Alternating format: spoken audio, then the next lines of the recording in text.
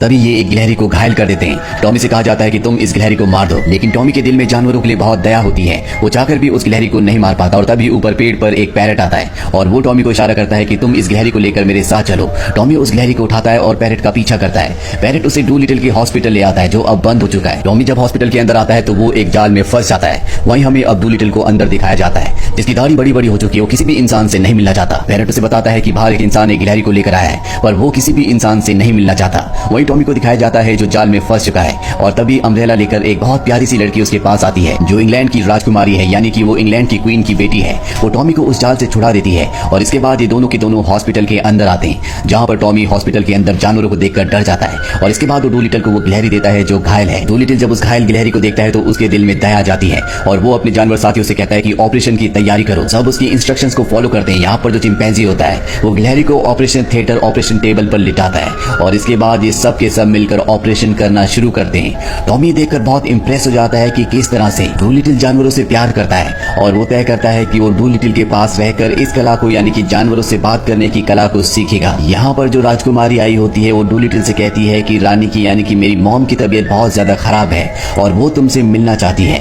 हालांकि डूलिटिल अपनी पत्नी के मरने के बाद यहाँ से बाहर नहीं निकला होता, लेकिन जब उसे पता चलता है कि रानी की तबीयत खराब है तो वो रानी के पास अपने डॉग के साथ जाता है और अपने डॉग से कहता है कि रानी को सूंघकर बताओ कि उन्हें क्या प्रॉब्लम है। उसका डॉग रानी को सूंघता है और उसे बताता है कि मैंने ऐसी स्मेल अपनी जिंदगी में कभी भी फील नहीं की। यहाँ पर डूलिटिल देखता है कि एक एक्वेरियम है जिसके अंदर ऑक्टोपस है। वो उस एक्वेरियम के अंदर अपना मुंह डाल देता है और ऑक्टोपस से पूछता है कि बताओ यहाँ पर क्या हुआ था।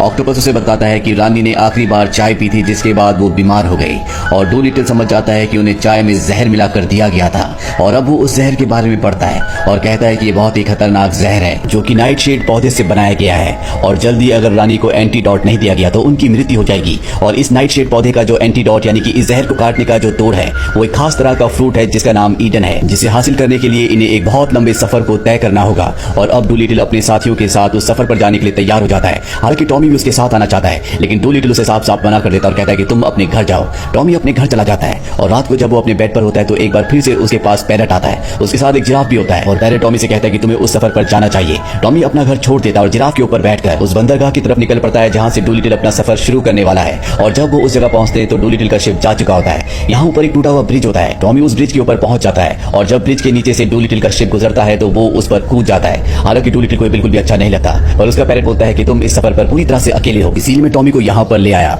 वहीं पर हमें राजमहल दिखाया जाता है जहाँ पर लॉर्ड थॉमस जो कि रानी के चेयरमैन होते हैं उन्होंने उन्हें जहर दिया था और उनके साथ उनका डॉक्टर भी मिला हुआ था। दरअसल ये जो डॉक्टर होता है ये डूलिटिल को बिल्कुल भी पसंद नहीं करता क्योंकि डूलिटिल को अपने डॉक्टरी पेशे में बहुत ज्यादा फेम मिला होता है। और अब चेयरमैन डॉक्टर से कहता है कि तुम्हें डूलिटिल को रोकना होगा, इससे पहले कि वो वापस आए तुम्हें उसे खत्म करना होगा। और अब ये डॉक्टर अपने बड़े शिप को लेकर उसके शिप के पीछे जाता है। डूलिटिल उस शिप को देख लेता है जो कि एक वॉर शिप होता है और वो समझ जाता है कि ये शिप इनके ऊपर हमला करने वाली है। तभी वो एक बहुत बड़ी व्हेल मछली को बुलाता है जिसकी मदद से वो अपना शिप लेकर यहाँ से निकल जाता है और अब वो पहुंच जाता है एक राज्य जिस राज्य में दिखाया जाता है कि डूलिटिल के वांटेड के पोस्ट